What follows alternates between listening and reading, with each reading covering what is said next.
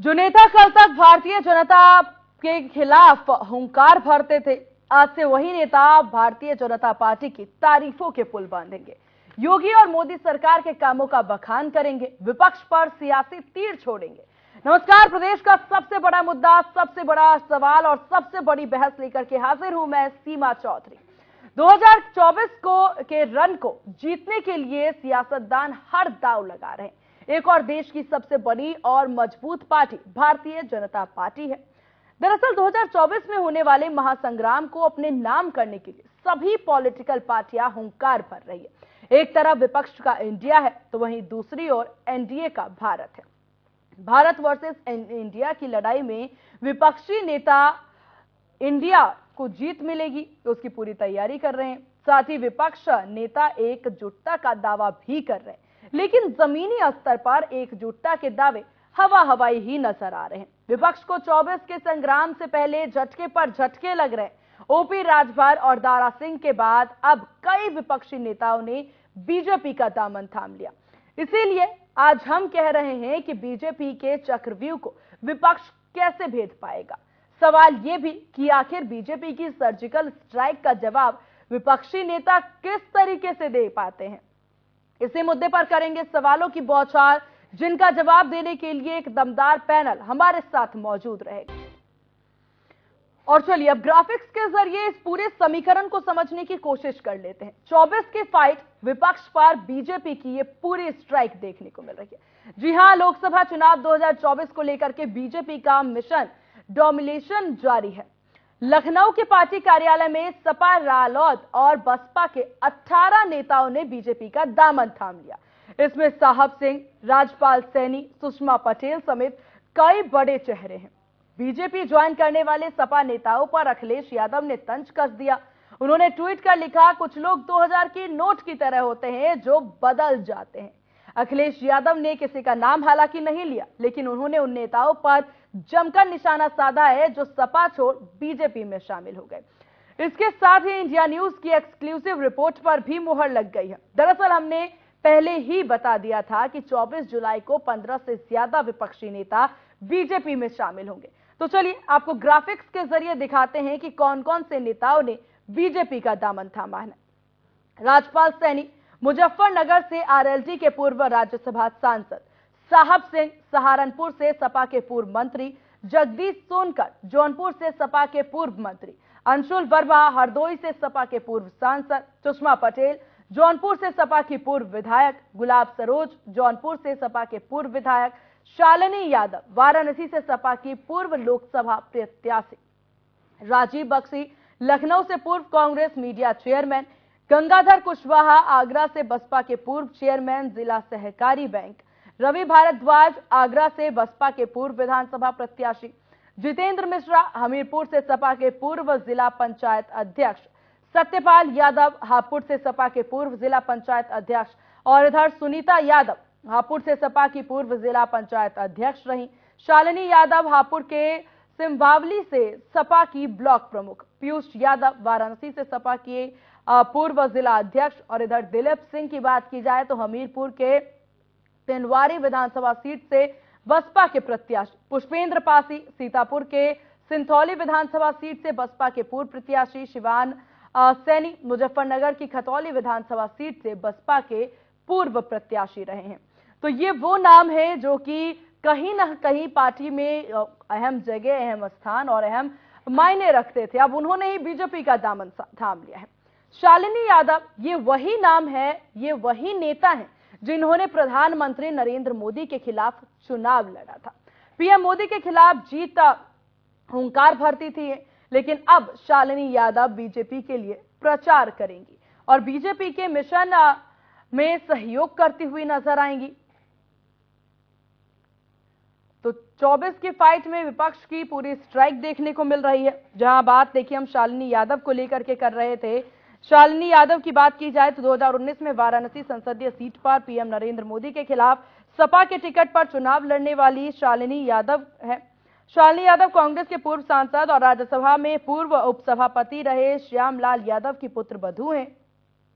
वहीं आपको बता दें कि शालिनी यादव ने 2019 में कांग्रेस छोड़ करके समाजवादी पार्टी ज्वाइन की, जिस दिन उन्हें सपा की सदस्यता ग्रहण की और उसी दिन सपा ने पीएम के खिलाफ लोकसभा का उम्मीदवार उन्हें बना दिया था। हालांकि उससे पहले शालिनी यादव कांग्रेस के टिकट पर वाराणसी में मेयर चुनाव भी लड़ चुकी हैं। आपको बता दें कि उन्हें 1 लाख से ज्यादा वोट भी मिले थे। शालिनी यादव ने बीएचयू से इंग्लिश ऑनर्स किया हुआ है और फैशन डिजाइनिंग की डिग्री भी उनके पास है। तो अब जिस तरीके की सेंधमारी देखने को मिल रही है भाजपा के द्वारा, इस पर अब विपक्ष जो है तिलमिलाती जरूर नजर आएगी।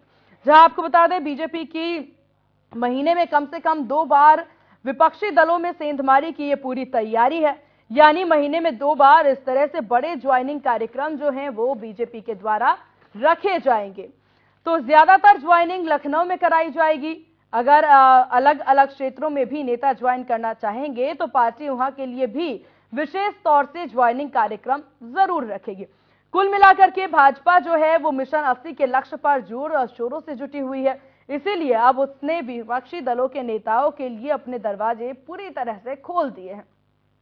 जो किसी न किसी वजह से अपने दल से नाराज चल रहे हैं वो अब भाजपा में शामिल होते नजर आ रहे हैं। हालांकि देखिए भाजपा जो है वो सभी के लिए दरवाजे खोलती नजर आ रही है और जैसे ही भाजपा के द्वार खुले वैसे ही भाजपा के अंदर जाने वालों की कतारें जो हैं वो बढ़ती नजर आ रही है। अब जिस तरह के सेंधमारी की तैयारी भाजपा की है, विपक्षियों के लिए ये बड़ी मुसीबत बनती हुई नजर आएगी। अब ऐसे में विपक्षी दल किस प्रकार से इस पर निपटते हैं, बड़ा सवाल ये भी यहां पर है।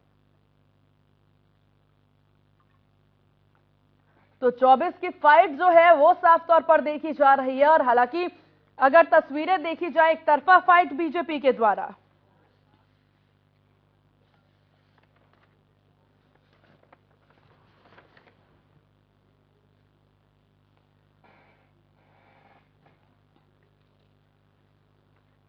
चलिए ठीक है, तो अब हमारे साथ हमारे मेहमान भी बने हुए हैं और मेहमान काफी खास हैं। आज के मेहमान वही हैं जिन्होंने अपने पुरानी पार्टी छोड़ अब भाजपा का दामन थाम लिया है। हमारे साथ राजपाल सैनी हैं जो कि पूर्व राज्यसभा सांसद हैं।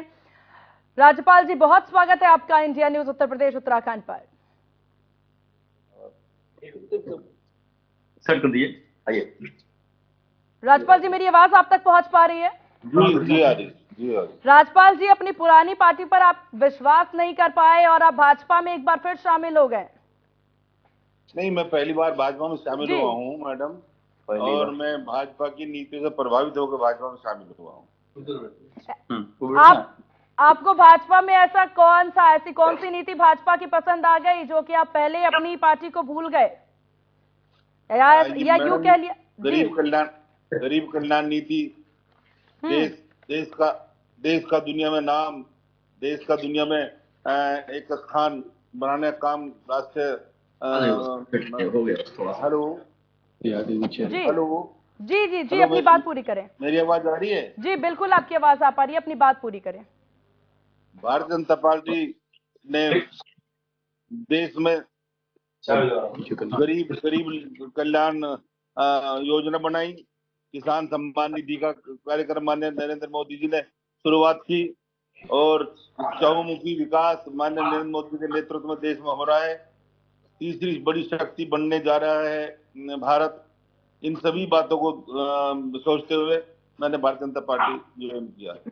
उत्तर प्रदेश में जो लॉ एंड ऑर्डर की स्थिति है बहुत चुस्त दुरुस्त है। गुंडागर्दी कहीं भी देखने को गुंडागर्दी नहीं मिल रही है। इन सब बातों को देखते हुए, इन बातों से प्रभावित होकर मैंने भारतीय जनता पार्टी ज्वाइन किया। काफी सोच समझकर लगता है राजपाल जी आप भाजपा में शामिल हुए हैं। और यहाँ पर प्रदेश में देखिए जिस तरह की तैयारी भाजपा की है और भाजपा की तरफ झुकाव भी, यहाँ पर जीत का झुकाव भी देखने को मिल रहा है। क्या यही सब सोच समझकर आप भाजपा में शामिल हुए? मैं भाजपा की नीतियों से माननीय नरेंद्र मोदी जी के नेतृत्व से प्रभावित होकर मैंने तो ये मौके पर चौका नहीं है? जी, तो ये मौके पर चौका नहीं है क्या?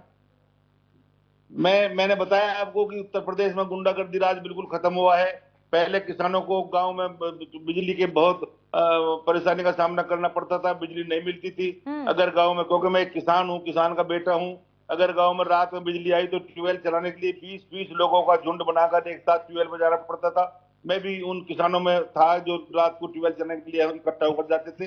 लेकिन आज उत्तर प्रदेश में माननीय योगी जी की सरकार में किसी भी टाइम कभी बिजली आए या ट्यूबवेल चलाना पड़े रात में, या कोई और भी किसी काम के लिए कहीं जाना पड़े रात में या दिन में, तो कोई खौफ नहीं रहा है, क्योंकि बदमाश गुंडा सब खत्म हो गए हैं और अब या तो प्रदेश छोड़ गए हैं या जेलों में हैं।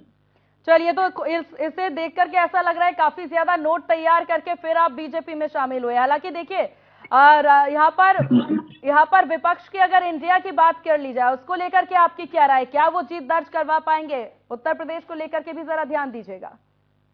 बहुत मजबूत नेतृत्व है माननीय नरेंद्र मोदी जी का, माननीय योगी जी का, इसलिए मैं नहीं समझता कि उत्तर प्रदेश में कोई सेंधमारी होगी। तो आप ये साफ तौर पर कहना चाहते हैं राजपाल जी कि जो विपक्ष पूरी तैयारी करती नजर आ रही है, लगातार बैठकें कर रही है, पूरी रणनीति बना रही है कि किस प्रकार से यहाँ पर केंद्र में जीत दर्ज करवाई जा सके, और आपने एक ही शब्दों में कह दिया कि वो जीत नहीं पाएंगे, तो उनकी पूरी मेहनत खराब? ये मेरी सोच है, जो मैं महसूस करता हूं, मैंने वो कहा।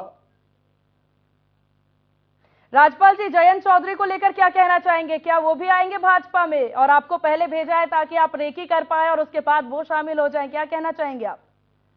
मैडम, जयंत चौधरी एक अच्छे नेता हैं, उभरते हुए नेता हैं, किसानों की बात करते हैं, किसानों के नेता हैं, और मैं तो चाहता हूं अगर मेरी व्यक्तिगत कोई राय ले या मेरी सोच समझे, तो मैं तो चाहता हूं कि उनका नेतृत्व तो आपकी व्यक्तिगत प्राप्त हो, वो साथ आए।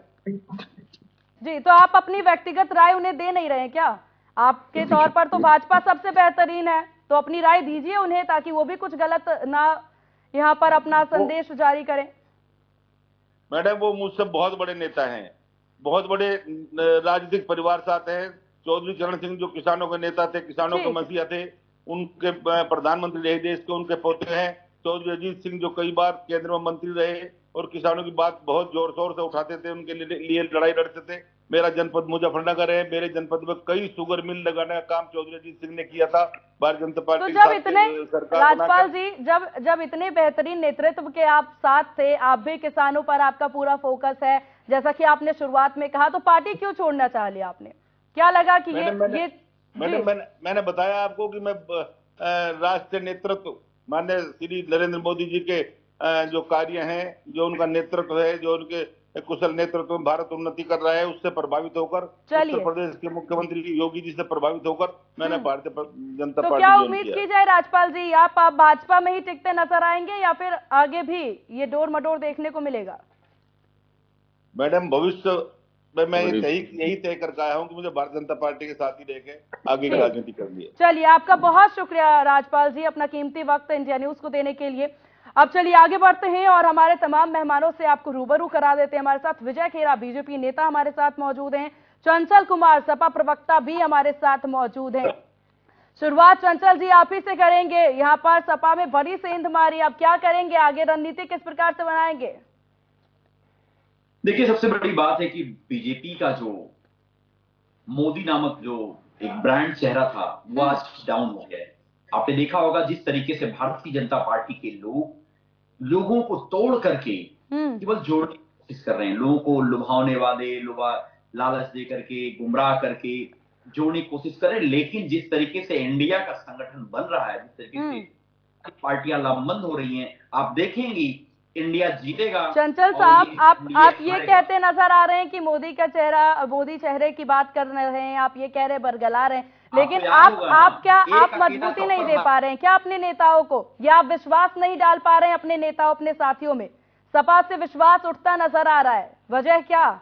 इंडिया पर भी भरोसा नहीं, जो आप लोग दल बनाते नजर आ रहे हैं, सपा छोड़ भाजपा में शामिल हो रहे हैं। सुनिए, मुख्यमंत्री जी के गृह जनपद में सरेआम कुलपति को पीटा जाता है, रजिस्ट्रार को पीटा जाता है, ये भाजपाई गुंडे जगह जगह लोगों को मार रहे हैं, पीट रहे हैं, और ये आप बता रहे लॉ एंड ऑर्डर अच्छा है। आज उत्तर प्रदेश महिला अपराध में नंबर 1 है, कस्टोडियल डेथ में नंबर 1 है। आज पूरे उत्तर प्रदेश में बद से बदतर हालात से गुजर रहा है, और आप ये कह रहे हैं क्या नाम है, बहुत अच्छी व्यवस्था है। आज पूरे देश जो है, आप सोचिए मणिपुर के अंदर जिस तरीके से पिछले 80 दिनों से ऊपर सोचिए जो घटनाएं हो रही हैं, आज कितने दुर्भाग्य की बात है कि हमारे प्रधानमंत्री जी मणिपुर का केवल 36 सेकंड के लिए तो पूरी दुनिया ने वीडियो देख लिया, तब जाकर के नाम लेने का। चंचल साहब, अब तमाम बात आपने कर दी, लेकिन जो सवाल मेरा था उस मुद्दे पर आप नहीं आ पाए। आपने ये सारी चीजें आपने ये सारी चीजें मुझे गिना दी, किस तरीके से नाकामयाब रही है सरकार, लेकिन आप भले ही नाकामयाबी देख रहे हो, लेकिन आप ही के नेता, आप ही के साथी काफी कामयाबी भाजपा में देखते नजर आ रहे हैं। क्या कहना चाहेंगे उस पर? क्या कामयाबी देखने नजर आ रहे हैं? तो ये किस कौन लिए लोग शामिल हैं? हो रहे हैं? क्या किस लिए क्या शामिल हो मतलब रहे है? हैं? आप मुझे बताइए ना, सारे बल्ब जो फ्यूज है बीजेपी के लोग इकट्ठा कर रहे हैं, कुछ भी नहीं होने वाला इससे। मुझे लगता है और आप सोचिए, जी सुनिए, सुनाइए। आप सोचिए खुद, जो है आपको याद होगा जिस तरीके से भारतीय जनता पार्टी के लोग जो है, ये आदरणीय राजभर साहब क्या क्या बोला करते थे, दुनिया का सबसे झूठा प्रधानमंत्री, दुनिया के सबसे झूठे नेता, दुनिया दूसरे नंबर के झूठे मुख्यमंत्री बोला करते थे। आज उन लोगों को लेने की जरूरत पड़ रही है। तो भारतीय जनता पार्टी तो खुद हार मान ली है।